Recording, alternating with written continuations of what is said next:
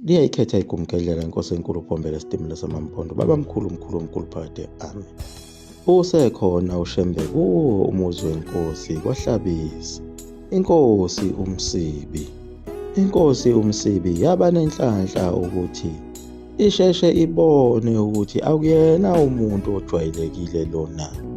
Ilapho inkosi uMshibi eyayibonakala khona isitatazela khona egcekeni, ikhomba laphaya, ikhomba laphaya. Isikhombe nembuzi okuyiyona ehlabisa ngayo uShembe.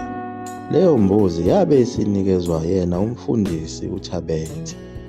Wayihambisa kuye uShembe laphayana etshanini obude ngaphandle komuzi wenkosi. UThabethe wabe seyibika le mbizi kuyo inceku yenkosi wathi, "Baba, nazi izinkomo zakho oziphiwa yinkosi uMsibi." Wabe sethi uShembe ibusise-ke bese-ke iyahlatshwa. Nangempela uThabethe wenza njalo, wayibusisa yabe isihlatshwa imbuzi yaphekwa. Kodwa isibindi sosiwa kahle sabe sesilethwa kuye uShembe ngogqoko ukuba asidle. Wathi eyiletha uThabethe uShembe wayenqaba wathi, "Cha, thina boShembe ngeke sikwazi ukuyidla le mbuzi ngoba le mbuzi akuyona eyenkosi. Lesi sibindi singitshela ukuthi le mbuzi inkosi iyithathe entombazaneni."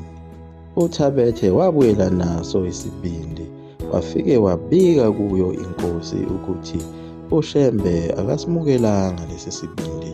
Wachaza naso isizathu. Inkosi yamangala, yazwakala isibabaza isithi, "Hawu, umprofethi ngempela uShembe. Le mbuzi ngiyithathe entombazaneni kodwa bengizoyikhokhela." Inkosi yasukuma yakhomba enye imbuzi esibayeni sayo. Yathi ayihlatshelwe uShembe, yabe isihlatshelwa uShembe leyo mbuzi, wabe eseyidla. Kodwa inkosi yayilokhu imangale njalo, ithi, "Pho basho kanjani ukuthi lo muntu kalungile? Ngike ngezwa lapha edolobheni kwaHlabisa amakholwa ekhuluma ngaye lo muntu. Kuthiwa uthatha abafazi babantu nezingane zabantu ahambe nabo. Ngizwile futhi nakulo izwe lakaMkhwanazi kuthiwa uke wafika lo muntu, bethi uyisigebengu esafika ezweni lakwaMkhwanazi kwaMpukunyoni.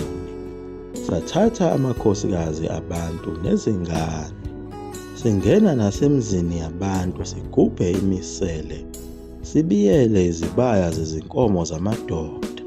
Wathi uma sekuqediwe ukudliwa, inkosi yajuba amabutho ukuthi akasize uShembe amakhele indlu azolala kuyo. Asuka amabutho ayogawula izixobo, kwayokwakhiwa umuzi kaShembe ngaphandle komuzi wenkosi.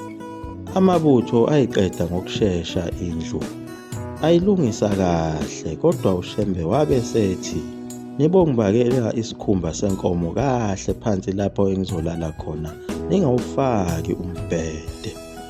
Babe sebemdlalela kahle namacansi kanye naso isikhumba ayesicelile. Wabe eseyaphumula kahle uShembe. Bambuza ukuthi uzodla kudla kuni. Wabe esecela amasi. Nangempela bamlethela amasi omcaba ngalo ukhamba. Wadla owasezulwini wabe eseyalala. Wahlala izinsukwana kwaze kwafika lona usuku lweSabatha. Wabe seqala khona adume ngakho wenza inkonzo khona lapha emzini wenkosi. Waqala wathandazela iziguli. Ilapho nayo inkosi eyavela khona obala ukuthi njengoba iyinkosi nje, nayo inosizi. Iyadunguzela nayo inkosi. Inezilonda lapha emzimbeni ezingapholi. Yaphinde yabika futhi kuye uShembe ukuthi ayinayo ingane yomfana okuyiyona ezohlala esihlalweni mzukwana inkosi idlula emhlabeni. uShembe washo kalula nje wathi inkosi ikubusise uzomthola umntwana womfana. wabe seyashumayela-ke uShembe wathi, ngilapha Nkosi ukuzovusa izwe lakho. Uzoba nemali eningi kakhulu ongeke ukwazi ukuyisebenzisa uyiqede impilo yakho yonke. Ilapho aqala khona waprofitha ngezinto ezizokwenzeka esikhathini esizayo. Wathi, ngokuhamba kwesikhathi ngeke nisakudla lokhu kudla enizenzela khona emasimini, seniyothenga ezitolo. Isaka lempuphu liyobiza u-70 cent. Nayo inyama lena seniyoyithenga esilaheni. Ngaleso sikhathi abantu abamnyama bayobe sebeshayela izitimela. uShembe wayekusho lokhu kwakuyindlala kwakona ukuthi ubonakale umuntu omnyama onemoto. Kwamabangaza abaningi ababekhona lapha emzini wenkosi. Abanye babenikina amakhanda ukuthi ukhona umuntu omnyama ongashayela isitimela.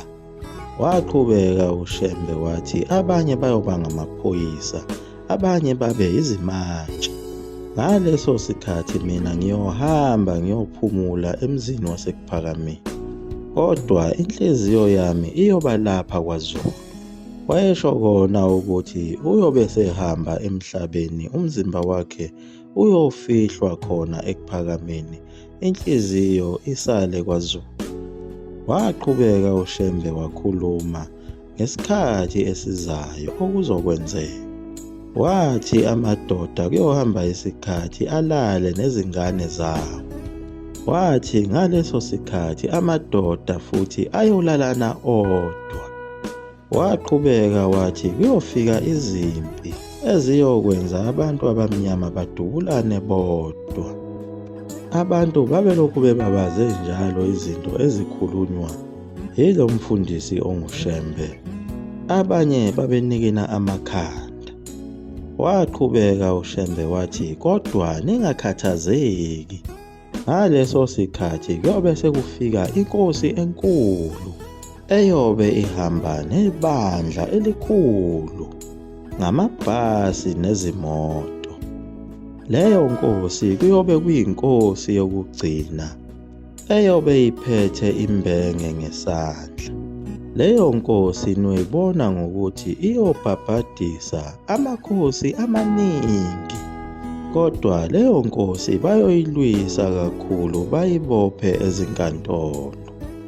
Ngeke ihlale kahle esihlalweni ngoba bayolokhu beyifakela amacala njengami. Ngaleso sikhathi kuyoba khona nendlala enkulu ezweni. Abantu bayodla abanye abantu. Abafana bayolala nonina babo. Kuyozalwa nezingane eziningi emhlabeni. Nazo lezo ngane ziyozala kakhulu izingane zabafana. Nakhona ezikoleni izingane ziyokhulelisana zodwa. Wayekhuluma lamazwi uShembe kuso isiprofetho sakhe. Bonke ababelapho babedidekile kakhulu ngalezi zinto ayezikhuluma, njengoba isimo sasinzima kakhulu ezweni, nawo amakhosi ephethwe ezinkantolo zabamhlophe. Abantu abamnyama bengenawo amandla kanye nezwi ezweni labo. Yikho lokhu kwakubenza ukuthi bengakholwa ukuthi ungaba khona umuntu omnyama ongaba imantshi. Njengoba imantshi yayiyinto enkulu kakhulu njengoba yayiphethe namakhosi. Indawo nendawo kukhona imantshi egade inkosi yesizwe. Ngaso sonke isikhathi inkosi ibika ngaphansi kwemantshi. Futhi imantshi yayinamandla ukuthi yayingayigudluza inkosi. Njengoba naso isilo Solomoni sasiphethwe yiyo imantshi yakwaNongoma uNtsingizi phela. Isilo uSolomoni sasivele ngokwasenkantolo sithathwa njengenkosi nje engelutho, kodwa isizwe sakwaZulu kwakuwukwazi kwaso ezinhliziyweni zaso ukuthi isilo lesi. Kodwa ngokwamaphepha ayibhalwe enkantolo kwakuthiwa uShifu ofana nabo bonke abanye liyaguqa lapho igumgedlela mzulo amafutha omkhovu iduyo into emnesuka phakade. Amen.